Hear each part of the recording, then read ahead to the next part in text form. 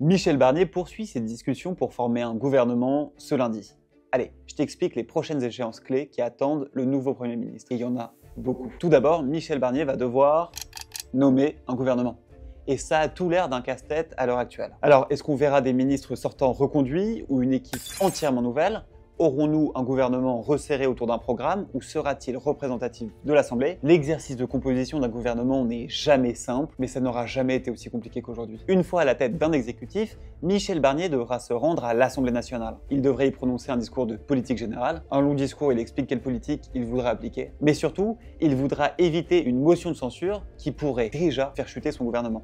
Elle a été promise par le nouveau Front populaire, mais l'alliance de gauche ne dispose pas de suffisamment de voix pour l'adopter à elle seule. Reste donc à voir l'attitude des autres groupes, particulièrement celle du Rassemblement national, qui dispose du nombre de voix suffisant pour faire adopter la motion. Et c'est pas fini. Nouvelle règle, j'ai mieux. Si Michel Barnier arrivait à dépasser tous ces écueils, il ferait face à un nouveau défi, encore. Ça fait beaucoup là, non? C'est le vote du budget. Un des votes les plus difficiles à mener au sein de l'Assemblée, et vous l'imaginez, encore plus dans le contexte actuel.